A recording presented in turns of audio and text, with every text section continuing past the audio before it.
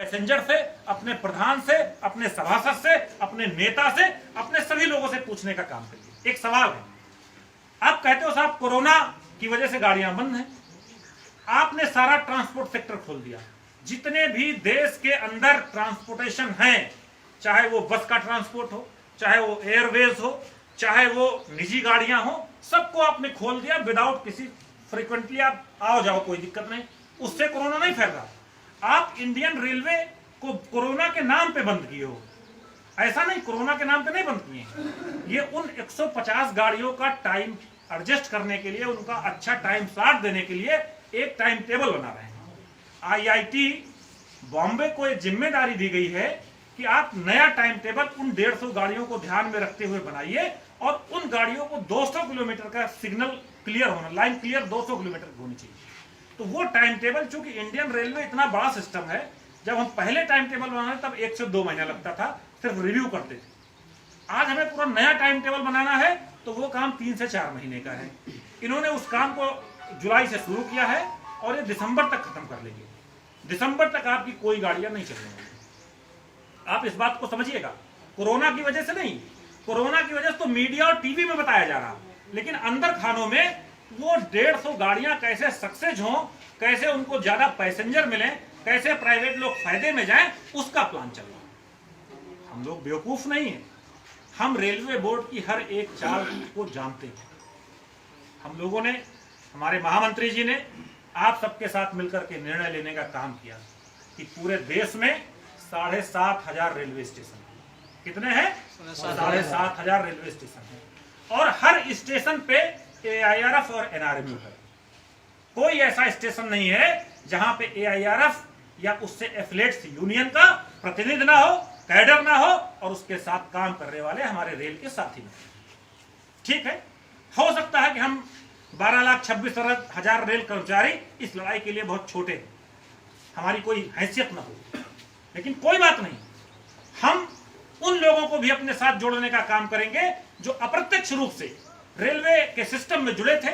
हमारे daily passenger थे, हमारे यूजर थे, हमारे वकील थे, हमारे पत्रकार थे, हमारे प्रधान थे, गांव की वो गरीब जनता थी, गांव का वो आदमी, मजदूरी करने वाला आदमी। मैंने खुद अपनी आंखों से देखा है, निगोहा, बछरावा, हरचंदपुर से इंटरसिटी से जाने वाले वो लोग जो घर से 2 रोटी बना करके, थोड़ा नमक प्याज एक पोटली में बांध करके ट्रेन के जनरल डिब्बे में बैठ करके लखनऊ जाते थे, वहां काम करते थे और शाम को आते समय वही रोटी और प्याज खाते थे और स्टेशन के नल का पानी पीते थे और अपने घर में चले आते थे MST बनवा करके। हम उन लोगों को भी इस लड़ाई में शामिल करने का काम करेंगे और वो बहुत बड़ा तबका है, सरकार की चूल्हे हिल जाएंगी, लेकिन उसके लिए हमें अगुवाई करना पड़ेगा, हमें आगे आना पड़ेगा, हमको लोगों को लीड करना पड़ेगा, हमें लोगों को बताना पड़ेगा कि ये पूरे देश के साथ कुचक्र हो रहा है, ये सिर्फ आपके साथ नहीं हो रहा, यह उन सभी देशवासियों के साथ हो रहा है जो इस विधा में जुड़े हुए।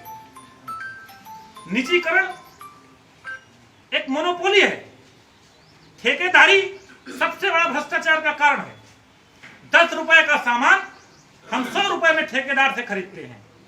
अगर वही काम हमारा विभाग करे, एक उदाहरण देता हूं आपको, एलेस्थॉन एक कंपनी है जो रेलवे कोच को बनाती है, उसका एक LHV कोच है जिसकी कीमत 6 करोड़ रुपए है। ये सारी बातें जो मैं बोल रहा हूं ऑन रिकॉर्ड है, ऑन पेपर है, ये सब डाटा आपको मिल जाएगा जब आप चाहोगे। एलेस्थॉन एक कोच 6 करोड़ रुपए का देती है। हमारा कपूरथला का जो रेल कोच फैक्ट्री है वो 1 करोड़ 20 लाख में कोच बनाती है, सेम कोच, उससे अच्छी सुविधा का। हमारी जो MCF है, मॉडर्न रेल कोच फैक्ट्री है, LHP का वही कोच जो 6 करोड़ का एलेस्थॉन बेचती है, उसको हम 90 लाख में बनाते हैं। बात समझिए आप हमारी, हम 90 लाख में अच्छा कोच बना के दे रहे हैं, पर हमारा प्रोडक्शन कम कर दिया गया। रेल कोच फैक्ट्री में पिछले फाइनेंशियल ईयर तक 2,500 कोच बनाने का टारगेट था, अभी सिर्फ 1200 कोच बनाने का टारगेट है 1 अप्रैल से, और जिसमें से 500 कोच बन चुके। अब उन लोगों के पास काम ही नहीं है, ये सरकार की मोनोपोली है कि हम रेल कोच फैक्ट्री में कोच न बना करके एलेस्थॉन के कोच लेंगे। जो locomotive general electrical company 60 crore में बना करके दी, डुअल सिस्टम का इंजन, इलेक्ट्रिक से भी चलेगा, डीजल से भी चलेगा, 60 करोड़ में बना के दिया। हमारे चितरंजन के साथियों ने, चितरंजन लोकोमोटिव के साथियों ने उसी कोच को मात्र 6 करोड़ 40 लाख में बना के देने का काम किया। हम क्या कमी है, हम कहीं अच्छे से काम नहीं कर पा रहे, तो आप मुझे ट्रेन करिए ना, आप मुझे ट्रेनिंग दीजिए। मोदी जी सिर्फ लाल किले से चिल्लाते हैं स्किल्ड भारत, स्किल्ड इंडिया। कहां पे स्किल्ड सेंटर खुले हैं, कहां लोगों को स्किल्ड किया जा रहा, कहां लोगों को उसकी जरूरतें पूरी की जा रही। तो साथियों, ये समय हर एक साथी को जागरूक करने का। हमने कहा, महामंत्री जी ने कहा कि 7,500 स्टेशनों पे, हर स्टेशन पे ऑल इंडिया रेलवे फेडरेशन एक कमेटी का गठन करेगी, रेल बचाओ देश बचाओ, सेफ रेल सेफ नेशन, एक कमेटी बनेगी। और हम स्टेशन के साथ साथ यहाँ के लोकल यूजर्स को भी, प्रधान को भी, पत्रकार को भी, वकील को भी उस कमेटी में रखेंगे। और हम किसी भी कीमत पे जीवन के अंतिम सांस तक इस रेल का निजीकरण नहीं होंगे, ये भरोसा आपको करना पड़ेगा।